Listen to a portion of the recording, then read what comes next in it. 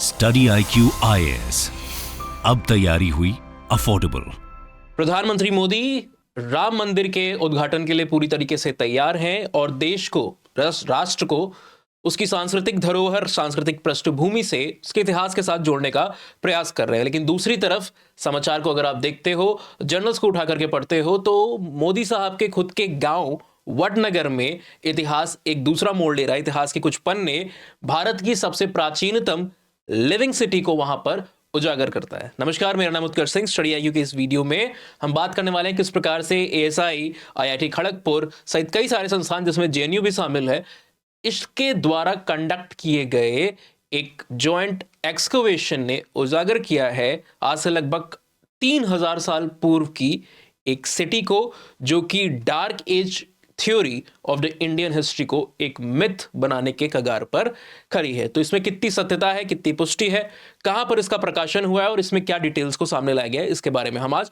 Detail में बात करेंगे। प्रधानमंत्री साहब के विलेज वडनगर में किस तरीके से आपको ये चीज हिस्टोरिकल एक रिसर्च अनफोल्ड होते हुए, आर्कियोलॉजिकल रिसर्च आपको अनफोल्ड होते हुए देखने को मिल रही है। ये आपको देश भर के अखबार की सुर्खियों में इस समय मिल जाएगा। और अगर हम इस वडनगर के थोड़े से बैकग्राउंड को जान लें, ऑलराइट, तो कहां पर आता है ये? डेफिनेटली गुजरात में है। मोदी साहब भी गुजरात के हैं। वहां पर जो महसाना डिस्ट्रिक्ट है आपका, उसके अंदर में ये लोकेटेड है आपका वडनगर का जो एरिया है। एंड आइडेंटिफिकेशन इसका सबसे पहले आर्कियोलॉजिकल कॉन्टेक्स्ट में अगर हम कहें तो देश के ASI के सबसे पहले डायरेक्टर जनरल अलेक्जेंडर कनिंघम साहब ने इसको आइडेंटिफाई किया हुआ था। एक वडनगर का जो नाम है उसके साथ इसको एसोसिएट किया हुआ था। पर उससे पहले जो एंशिएंट नेम है उसके बारे में भी हम जान लेते हैं। आप देखोगे हमारे कई सारे टेक्स्ट हैं जो सेम रीजन को गुजरात के अंदर में अनर्थपुर, जो कि महाभारत में एक रेफरेंस है, साथ ही साथ आनंदपुर, और जो चमत्कारपुर है यानी कि स्कंद पुराण के अंदर में जो रेफरेंस है, इस नाम से उसको बुलाता है। अब यहाँ पर क्या चमत्कार हो रहे हैं वो तो मुझे नहीं पता। आप अगर गुजरात के हो तो डेफिनेटली मुझे कमेंट सेक्शन में आप बता सकते हो। अनर्थपुर जो महाभारत में रेफरेंस है, एक किंग थे अनर्थ, जिनके नाम के ऊपर ये आपको पढ़ता हुआ देखने को मिला। जाहिर सी बात है कि कई सारे हिस्टोरिकल रिकॉर्ड्स मॉडर्न टाइम्स में भी इसका रेफरेंस लेते होंगे और ऐसा ही आपको देखने को मिलता है। यून सांग, जो कि एक इंपॉर्टेंट फॉरेन ट्रेवलर के रूप में जाने जाते हैं, उनके रिकॉर्ड्स के अंदर भी, उनके अकाउंट्स के अंदर में भी, जब उन्होंने इसको विजिट किया हुआ था 640 CE में, तो उसने उनका उसमें इस जगह का, वडनगर का एक जिक्र आपको देखने को मिल जाता है। पॉपुलेशन ज्यादा नहीं है, 28,000 के नीचे है एज पर सेंसस 2011। डेफिनेटली अब चेंज आएंगे, बट ऑफिशियल फिगर्स को ही कोट करना उचित होता है। नाउ एक यहां पर चांदनी चौक टू चाइना वाला किस्सा भी है। आपको अक्षय कुमार की मूवी मोदी जी कहां पहुंच गई है ना, वडनगर में कैसे पहुंच गई। डेफिनेटली 2017 में आप देखते हो जो भारत चीन के रिश्तों के ऊपर खासकर जिनपिंग साहब, अभी फिलहाल मेलोनी जी काफी सुर्खियों में, अलग अलग तरीके के विचित्र मीम्स कई सारे आप लोग भी बनाते होगे और शेयर करते हो इधर उधर। पर उस समय भारत चीन के रिश्तों को अगर आप देखते हो, जिनपिंग साहब का काफी जिक्र होता था। और 2017 में वो वडनगर से मोदी साहब जब एक स्पीच को दे रहे होते हैं, संबोधन कर रहे होते हैं, वहां पर चाइना और भारत के या फिर अपने खुद के और जिनपिंग साहब के रिश्ते को by the area of Vadnagar establish करते हैं। कैसे? क्योंकि यून सांग जो है ना, जिनका अभी हमने जिक्र किया कि 640 CE में he has visited this particular place, तो 640 CE में वो वडनगर को विजिट करते हैं और यहां से जाने के बाद जब वो चाइना जाते हैं तो कहां पे जाते हैं? जियान प्रोविंस, जो जियान एरिया है चाइना के अंदर में, वहां पर जाते हैं। आप कहोगे इससे क्या मतलब, हमें इससे क्या सिग्निफिकेंस है ना? बिल्कुल है, क्योंकि वडनगर जो कि नेटिव है, विलेज है, एक नेटिव प्लेस मोदी साहब का है, वहीं जियान दूसरी तौर पर जिनपिंग साहब का एक नेटिव प्लेस के रूप में, बर्थ प्लेस के रूप में जाना जाता है। अब आ जाते हैं इस स्टडी के ऊपर। तो ये स्टडी जो कि मैंने आपको बताया, कई सारी टीम्स है ना, और सिर्फ आर्कियोलॉजिकल स्टडी वहां पर नहीं हुई है, कई सारी क्लाइमेट कंडीशंस के ऊपर जो पेलियो क्लाइमेटिक इंडेक्सेस हैं उनको भी जानने के लिए यहां पर कोशिश की गई है।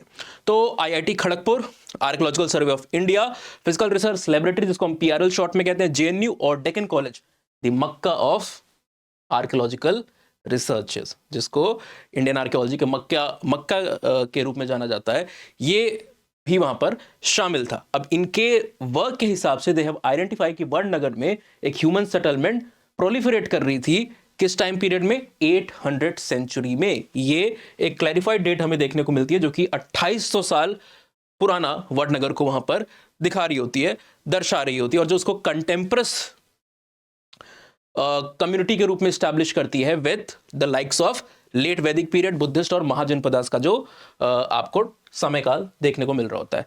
पब्लिकेशन की बात करें, यह भी जानना जरूरी होता है क्योंकि रेप्यूटेड जब तक जर्नल में कोई चीज पब्लिश नहीं होती उसकी क्रेडिबिलिटी के ऊपर कई बार सवाल उठते हैं। पहले तो पब्लिश हुई है कि नहीं, और उसके बाद वो कहां पर पब्लिश हुई है, ये भी एक इंपॉर्टेंट होता है। तो आप देखोगे कि एक पेपर जो कि एल्जेवियर जो जर्नल है क्वाटरनरी साइंसेस, इसके अंदर में आपका पब्लिकेशन होता है और नाम काफी बड़ा है, उसको आप आराम से पीपीटी में आपको शेयर कर दूंगा। एंथ्रोपोलॉजी डिकोडेड बाय उत्कर्ष सिंह टेलीग्राम चैनल पे, उस पे आप इसको डाउनलोड कर सकते हो अगर आपको जानना है तो।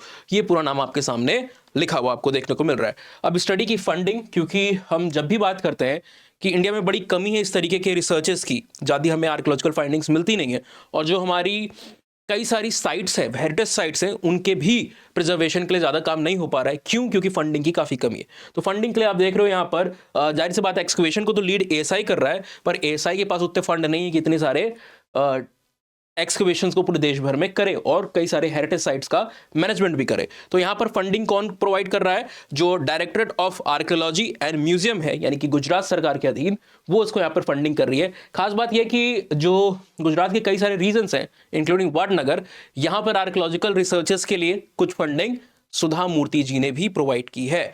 तो आपको इनका 70 घंटे वाला इनका रिमार्क और दूसरे जो रिमार्क है, मूर्ति साहब का जो रिमार्क है, वो शायद आपको पसंद आए चाहे ना आए, पर हाँ ये काम इन्होंने डेफिनेटली सराहनीय किया है कि इंडियन कॉन्टेक्स्ट में, हिस्टोरिकल आर्कियोलॉजिकल कॉन्टेक्स्ट में जो लैक्यूने है उसको फिल करने के लिए फंडिंग प्रोवाइड की जानी काफ़ी आवश्यक है, चाहे वो इंडिविजुअल्स की तरफ से हो चाहे वो गवर्नमेंट की तरफ से हो।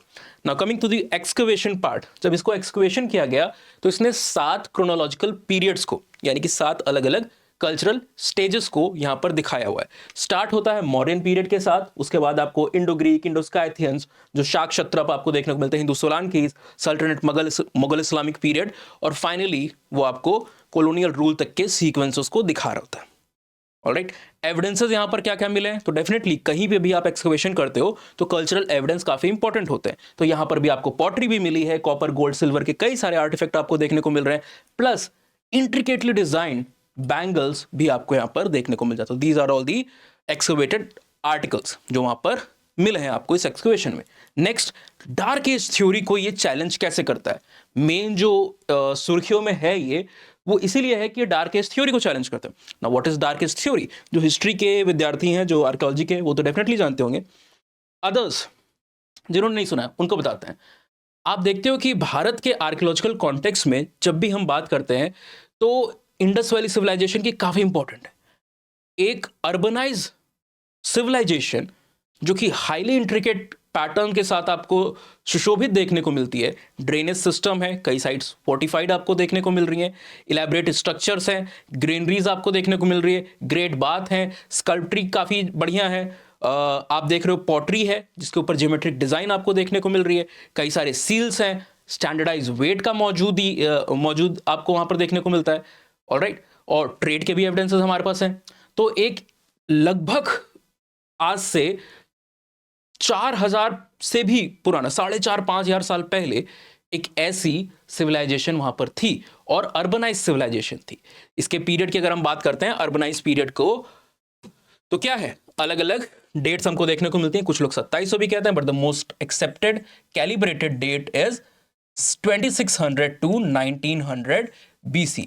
नाउ ये डेट किस चीज की है? ये मैच्योर इंडस वैली सिविलाइजेशन की, ये मैच्योर आईवीसी की डेट है। ऐसा नहीं कि आईवीसी की साइट्स इसको प्रीडेट नहीं करती हैं। Amri Kot, Diji and lot of other sites आप देखोगे तो इसको प्रीडेट भी कर रही होती हैं। वहां पर भी वो भी इंडस वैली सेटलमेंट प्लान के अंदर में आपको देखने को मिल जाएगी।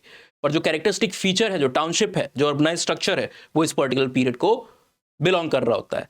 नाउ ये 1900 BC यानी कि आज से लगभग 4000 साल पहले का जो समय, 4000 ईयर अगो का, हम अभी 2024 में आ गए, 23 में बोलने वाला था मैं।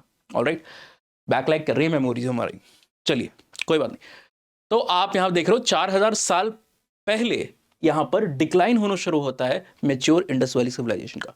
आप कहोगे डिक्लाइन कैसे हमें पता चलता है? क्योंकि जो सेटलमेंट आपको उसके बाद देखने को मिलता है वहां पर characteristic urbanized feature of Indus valley civilization आपको नहीं देखने को मिलते हैं, ठीक है। और फिर आ जाती है the very debated, the very conflicting theory of Aryan invasion. अब आर्यन इन्वेजन है, माइग्रेशन है, आपको अगर जानना है उसके ऊपर तो एक डिटेल वीडियो आपके लिए जरूर लेकर के आएंगे फ्यूचर सेक्शंस में हमारे। आप कमेंट में बताइए कि आपको जानना है इस Aryan invasion, Aryan migration debate के बारे में। लेकिन इस पीरियड को माना जाता है कि जब आर्यंस यहाँ पर आते हैं, इंडस वैली का डिक्लाइन हो जाता है लगभग 4000 साल पहले, तब से लेकर के जो आयरन एज है ना, मेटल एज में कई सारे आपको आयरन, ब्रॉन्ज, कॉपर एज देखने को मिलती है, तो उसमें से जो आयरन एज पीरियड है इसके अराइवल तक कोई भी अर्बनाइज स्ट्रक्चर यानी कि टाउनशिप प्लानिंग आपको नहीं देखने को मिल रही होती है। Alright, so the urbanize characteristic that was present in the Indus valley civilization वो वहां से गायब हो जाता है हमारे आर्कियोलॉजिकल रिकॉर्ड में से, हमारी हिस्ट्री में से लगभग 1900 बीसी में। और वो वापस कब फिगर आउट करता है? 6th to 5th बीसी के आसपास। यानी कि एक हाइटस आपको देखने को मिल रहा है इस समय के बीच में, गैप देखने को मिल रहा है जब अर्बनाइज्ड सेटलमेंट्स के एविडेंसेस गायब हो जा रहे हैं, विलुप्त हो जा रहे हैं। ऑलराइट, पर ये जो वर्क है ये क्या कह रहा है? 800 बीसी में प्लेस कर रहा है वाडनगर के जो एक अर्बन सेटलमेंट हमको वहां पर देखने को मिला है, लिविंग सिटी कहा जा रहा है। और क्यों कहा जा रहा है उसके ऊपर भी अभी हम बात करेंगे। सो इसने क्या किया, ये जो 6th 5th बीसी के हमारे पास एविडेंसेस थे, टू बी ऑनेस्ट कई सारे करैबोरेटेड जो एविडेंसेस अब हमारे पास पहले से मौजूद हैं वो 7th बीसी के भी हैं। तो उस सिलसिले में अगर आप मुझसे पूछोगे तो बहुत बड़ा कोई ये जिस हिसाब से इसको दिखाया जा रहा है, आई एम नॉट श्योर कि क्या कोई एजेंडा है या फिर कोई और बात है, पर 6th बीसी से ये 8th बीसी अगर हो जाता है तो इस पूरे हाइटस को ये वहां पर कवर नहीं कर देगा।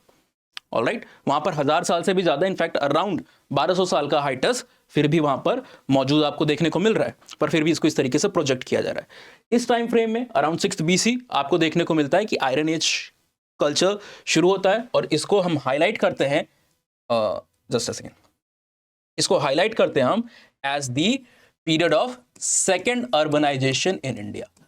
ये सेकेंड अर्बनाइजेशन है, पहला अर्बनाइजेशन का पीरियड आपका इंडस वैली सिविलाइजेशन का था और ये दूसरा पीरियड यहां पर आ जाता है वापस से, ठीक है, जब गांधार, कौशाल, अवंती जैसी आपको सेटलमेंट साइट वहां पर देखने को मिलती है विद अर्बनाइज कैरेक्टरिस्टिक फीचर।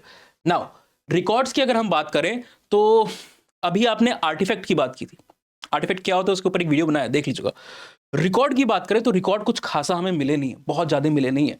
जो सबसे ओल्डेस्ट है, अर्लीस्ट है, वो एक अशोकन इंस्क्रिप्शन आपको देखने को मिलता है जो कि डेट कर रहा है लगभग 320 to 185 बीसी के आसपास, जो कि मिला है सुदर्शन लेक जो कि गिरनार ऑफ गुजरात में आपको देखने को मिल जाती है। Alright, next there is one thing जो कि इस वर्क को थोड़ा सा हाईलाइट में कर रही है। मैंने जैसा कि आपको कहा कि ये 8 बीसी की जो डेट है ये कुछ बहुत बड़ा तीर नहीं मार रही है, पर एक अनकन्फर्म्ड अनपब्लिश्ड डेट जो कि ऑथर्स वहां पर क्लेम कर रहे हैं कि देयर इज अ पॉसिबिलिटी हमारी एक डेटिंग के हिसाब से ये 1400 बीसी की भी हो सकती है साइट। अगर ऐसा होता है तो ये एक सिग्निफिकेंट डेवलपमेंट डेफिनेटली होने वाला है ना, क्योंकि 600 साल और पीछे हम जाएंगे और इससे एक कल्चरल कंटिन्यूटी की दिशा तय हो जाएगी और फिर हम कंफर्टेबली कह सकते हैं कि हाँ, डार्क एज की थ्योरी जो है वहां पर डेफिनेटली आपको मिथ देखने को मिलता है।